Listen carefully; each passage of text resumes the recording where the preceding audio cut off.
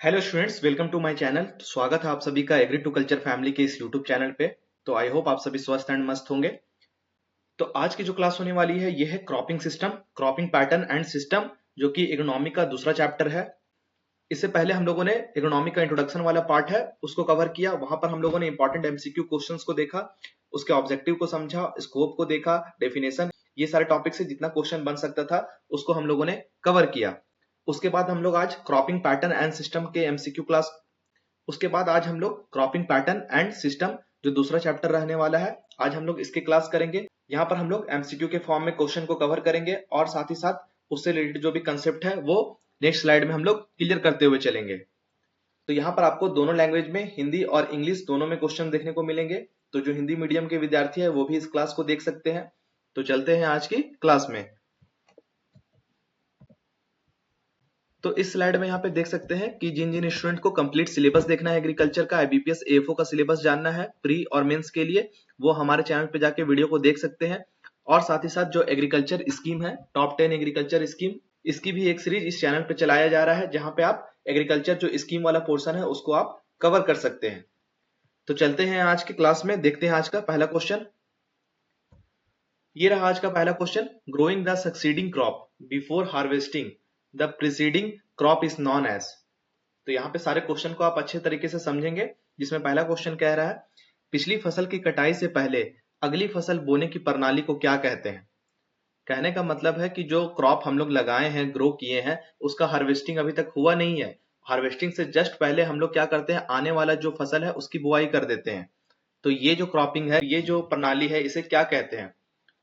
Option number A mixed cropping, option number B relay cropping, option number C parallel cropping, option number D monocropping.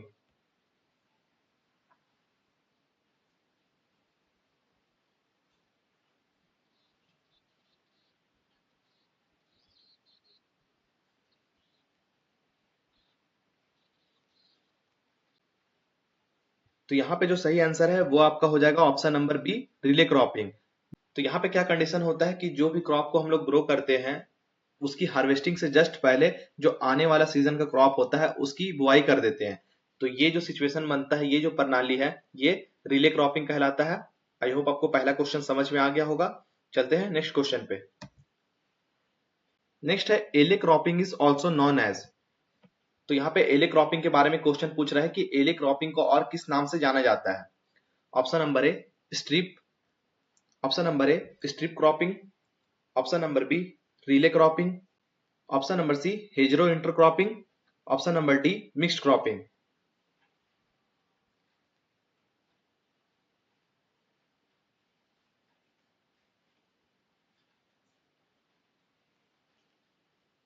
तो इस question का जो सही answer है वो हो जाएगा आपका option number C hedgerow intercropping. तो उससे पहले यहाँ पे एले क्रॉपिंग को समझेंगे। इसकी डेफिनेशन की बात करें तो डेफिनेशन होता है growing agricultural crops in the space between raw of tree and shrubs. तो कहने का मतलब है कि ट्री और सर्ब्स के बीच में खाली वाइड स्पेस होता है, खाली परती जमीन होता है जहां पे फसल ग्रो किया जाता है। और ये जो खाली स्पेस में फसल ग्रो करने का जो प्रक्रिया है ये एले क्रॉपिंग कहलाता है। तो इसी का जो दूसरा नाम है वो है हेजरो इंटरक्रॉपिंग। नेक्स्ट क्वेश्चन की बात करें, cropping pattern used on a farm and their interaction with farm resources, farm enterprises and technology is known as.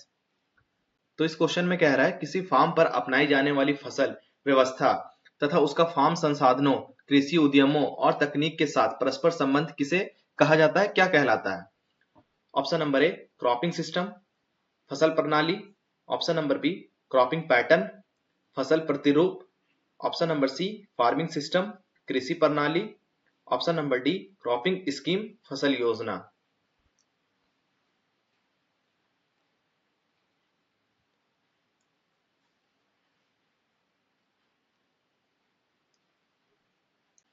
जब यहाँ किसी फार्म में क्रॉपिंग पैटर्न का जो यूज होता है उसका अगर इंटरेक्शन करते फार्म रिसोर्सेज के साथ, फार्म इंटरप्राइजेस के साथ, टेक्नोलॉजी के साथ, जब इसका इंटरेक्शन होता है तो ये जो प्रणाली है ये ऑप्शन नंबर ए क्रॉप सिस्टम कहलाता है, फसल प्रणाली कहलाता है। नेक्स्ट है growing of two or more crops simultaneously on the same piece of land with a definite row arrangement is known as.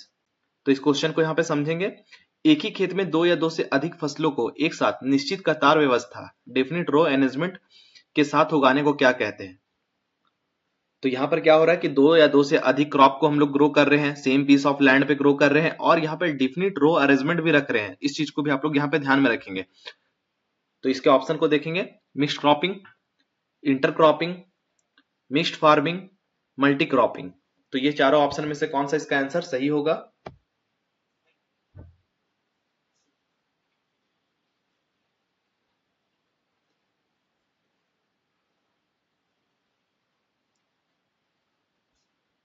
तो अगर दो या दो से अधिक जो क्रॉप है इसका अगर हम लोग साइमल्टेनियसली एक मतलब क्या बोल सकते हैं कि निश्चित कतार में डेफिनिट रो अरेंजमेंट में अगर हम लोग क्रॉप ग्रो करते हैं तो ये जो है इंटर क्रॉपिंग कहलाता है। इसका जो सही आंसर है वो है इंटर क्रॉपिंग। और अगर यहाँ पे डेफिनिट मेंशन नहीं करता, अगर यहाँ पे रैंडमली अगर क्रॉप को ग्रो करते हैं दो या दो से अधिक, तो ये मिक्स्ड क्रॉपिंग के अंतर्गत आता। इस चीज को भी आप लोग ध्यान में रखेंगे। इंटरक्रॉपिंग की यहाँ पे बात करेंगे। Intercropping is the practice of growing two or more crop simultaneously on the same piece of land, definite row arrangement. यहाँ पे हम लोगों ने डेफिनेशन को देख लिया। उसके बाद यहाँ पर देखेंगे कि ये किसमें हेल्पफुल होता है, जिसमें पहला है बेटर यूटिलाइजेशन ऑफ रिसोर्सेज। तो जितने भी संसाधन है, रिसोर्सेज है, उसका क्या होता है कि इंटरक्रॉपिंग में अच्छे तरीके से यूटिलाइजेशन होता है, यहाँ पर अच्छे तरीके से यूज होता है रिसोर्सेज का। उसके बाद है रिस्क रिडक्शन। यहाँ पर क्या होता है कि दो या दो से अधिक यहाँ पे जो क्रॉप है उसको ग्रो करने का काम करते हैं, एक डेफिनेट रो अरेंजमेंट में करने का काम करते हैं, जिससे जो रिस्क होता है वो कम हो जाता है। और साथ ही साथ तीसरा पॉइंट देखेंगे, हायर प्रोडक्टिविटी। और यहाँ पे दो या दो से अधिक क्रॉप को ग्रो करने से क्या फायदा होता है कि जो प्रोडक्टिविटी होती है वो भी काफी हाई होती है। वीड एंड पेस्ट मैनेजमेंट, और साथ ही साथ यहाँ पे वीड एंड पेस्ट का मैनेजमेंट अच्छे तरीके से हो पाता है। उसके बाद यहाँ पे एग्जाम्पल को देखेंगे। एग्जाम्पल जो इंटरक्रॉपिंग के एग्जाम्पल है, यहाँ से भी क्वेश्चन देखने को मिलता है एग्जाम में, जिसमें पहला एग्जाम्पल है मेज प्लस कॉपी। यहाँ पे 1:2 के रेशियो में मेज प्लस कॉपी को ग्रो किया जाता है इंटरक्रॉपिंग प्रणाली में। उसके बाद दूसरा example sorghum plus pigeon pea. तो यहाँ पर 2:1 के रेशियो में जो सोरगम है और पिजन पी है इसको इंटरक्रॉपिंग मेथड में ग्रो किया जाता है। ये इसके एग्जाम्पल है, इसको आप लोग याद रखेंगे। नेक्स्ट क्वेश्चन की बात करें, what is system of growing the same crop on the same land year after year known as.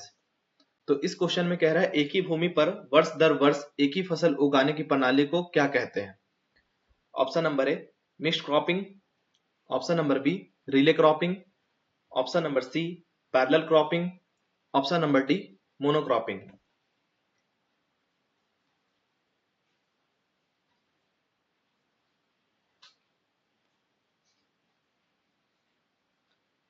तो यहाँ पे अगर देखें तो same crop same land year after year, मतलब यहाँ पे एक ही क्रॉप को ग्रो करने की बात कर रहा है, एक मतलब मोनो। तो इसका जो सही आंसर हो जाएगा ऑप्शन नंबर डी, मोनोक्रॉपिंग की यहाँ पे बात हो रही है। Monocropping is the practice of growing the same crop on the same land continuously year after year. Example की बात करें, राइस राइस राइस, यहाँ पे तीनों सीजन में आपको राइस देखने को मिलेगा। उसके बाद है वीट। अगर यहाँ पे सीजन वाइज बात ना करें तो भी क्या होता है कि एक सीजन में आपने वीट ग्रो किया, जब इसका सीजन आया उसके बाद 2 सीजन आपने खाली छोड़ दिया, उसके बाद फिर अगले साल फिर वीट को ग्रो किया। तो यहाँ पर इस तरीके से कल्टीवेशन किया जाता है। तो यहाँ पे इस तरीके से सिंगल क्रॉप का कल्टीवेशन किया जाता है मोनोक्रॉपिंग के अंतर्गत। तो इसके कुछ एडवांटेजेस भी है और डिसएडवांटेजेस भी है। तो एडवांटेज की बात करें यहाँ पे तो इजी मैनेजमेंट, जो इसका मैनेजमेंट होता है वो इजी होता है। सिंपल सी बात है, अगर एक ही क्रॉप का ग्रो कर रहे हैं साल भर में तो उसका जो मैनेजमेंट है वो इजी ही रहेगा। मैकेनाइजेशन पॉसिबल है। आपको पता है कि एक ही क्रॉप को ग्रो करना है, अगले साल फिर उसी क्रॉप को ग्रो करना है, तो आपके पास फिर जो मशीन का जरूरत होने वाला है वो सिर्फ उसी क्रॉप से रिलेटेड होने वाला है। तो आपको ज्यादा मशीन भी खरीदने का जरूरत नहीं पड़ेगा, आप एक मशीन से एक क्रॉप को अच्छे तरीके से उगा सकते हैं। उसके बाद यहाँ पे डिसएडवांटेजेस की बात करें तो पहला है न्यूट्रिएंट डिप्लेशन। तो यहाँ पर क्या होगा, जो न्यूट्रिएंट है, मृदा के अंदर जो न्यूट्रिएंट है उसकी कमी देखने को मिलेगा। Pest and disease buildup. तो यहाँ पर क्या होगा, अगर आप एक ही क्रॉप को लगाते हैं तो पेस्ट और डिजीज को आदत पड़ जाएगा उस क्रॉप का, और यहाँ पर पेस्ट और डिजीज आपको, और यहाँ पर पेस्ट और डिजीज जो है वो पनपने लगेगा, ये आपके क्रॉप को नुकसान पहुंचाएगा। उसके बाद है डिक्लाइन इन सॉइल फर्टिलिटी, और इससे क्या होगा, जो सॉइल है, मृदा है, इसकी जो फर्टिलिटी है वो भी कमजोर होती जाएगी। तो ये इसके डिसएडवांटेज थे। तो आई होप आपको मोनोक्रॉपिंग समझ में आ गया होगा। नेक्स्ट क्वेश्चन की बात करें, sugarcane plus mustard plus onion potato is an example of. अगर यहाँ पर गन्ना, सरसों, प्याज या फिर आलू इस तरीके से यहाँ पर एक साथ किसी प्रणाली में अगर ग्रो करते हैं तो ये कौन सा प्रणाली के अंतर्गत आता है? Option number A multi storeyed cropping, option number B mixed cropping, option number C synergetic cropping, option number D sequence cropping.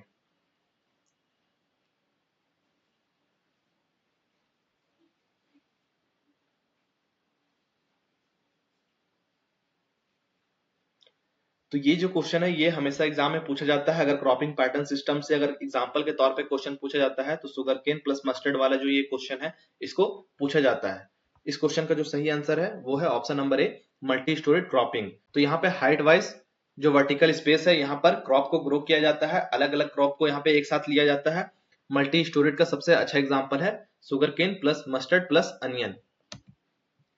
Multi-stored cropping is the practice of growing crops of different height and canopy structure simultaneously on the same piece of land। तो यहाँ पर एक ही land में तीन तरह के crop को grow किया जा रहा है हाइट वाइज। इससे बेनिफिट क्या हो रहा है, यहाँ पे जो सनलाइट है उसका अच्छे तरीके से यूटिलाइजेशन हो रहा है, स्पेस है उसका भी यूटिलाइजेशन हो रहा है, वाटर है, न्यूट्रेंट है, इन सब का अच्छे तरीके से यहाँ पे यूटिलाइजेशन देखने को मिलता है।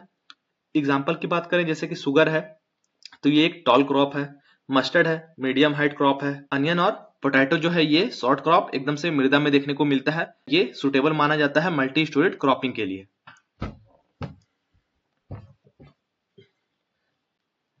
नेक्स्ट है the technique where plants are grow without soil aerated most atmosphere with the help of very small quantity of water is called. तो यहाँ पे एक टेक्निक की बात किया जा रहा है, वह तकनीक जिसमें पौधों को बिना मिट्टी के वायु युक्त नम वातावरण एरेटेड मोस्ट एटमोस्फेयर में बहुत कम मात्रा में पानी की सहायता से उगाया जाता है, उसे क्या कहते हैं? Option number A geoponics, option number B hydroponics, option number C aeroponics, option number D terraforming.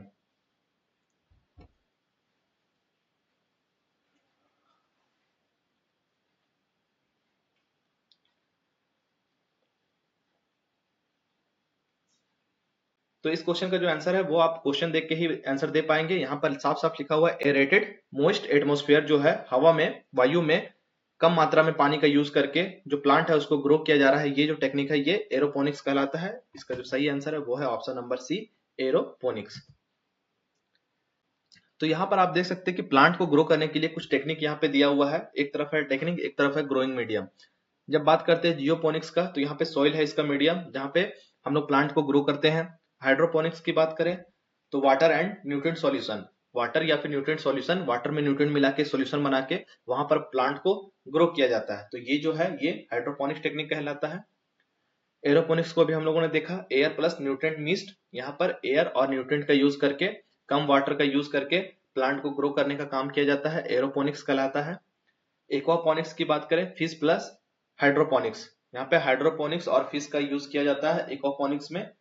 तो ये सारा जो टेक्निक है जिससे प्लांट को ग्रो किया जाता है, प्लांट ग्रो करने का एक मीडियम है।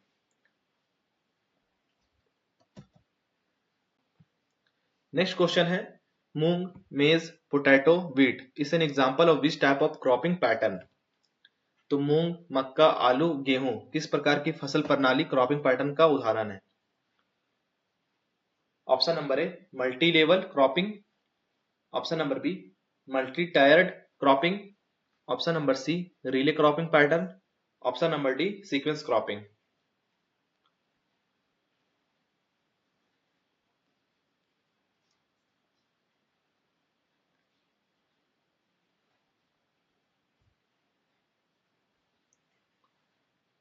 तो इस क्वेश्चन का जो सही आंसर है वो है आपका option number D sequence cropping. यहाँ पर मूंग, मेज, पोटैटो, व्हीट इस तरीके से क्रॉप का कल्टीवेशन किया जाता है और ये सीक्वेंस क्रॉपिंग के अंतर्गत आता है। Sequence cropping is the practice of growing two or more crops is succession on the same land within a year. तो यहाँ पर क्या होता है कि जैसे ही प्लांट हार्वेस्ट होता है उसके बाद तुरंत अगला सीजन का जो क्रॉप है तुरंत यहाँ पे ग्रो कर दिया जाता है। इस तरीके से यहाँ पे दो या दो से अधिक जो क्रॉप है उसका कल्टीवेशन किया जाता है। यहाँ पर आप सीक्वेंस देख सकते हैं, मूंग लगाए हार्वेस्ट किए, मेज लगाए हार्वेस्ट किए, पोटैटो लगाए हार्वेस्ट किए, उसके बाद व्हीट लगाए फिर इसको हार्वेस्ट किए। इस तरीके से सीक्वेंस में क्रॉप को ग्रो किया जाता है सीक्वेंस क्रॉपिंग में। तो आई होप आपको ये क्वेश्चन समझ में आ गया होगा। तो आई होप आपको सीक्वेंस क्रॉपिंग समझ में आ गया होगा। नेक्स्ट क्वेश्चन है growing fish and crops together is known as. तो मछली और फसलों को एक साथ एकीकृत रूप में उगाने की प्रणाली को क्या कहते हैं? Option number A mixed cropping, option number B intercropping, option number C integrated farming system, option number D sequential cropping.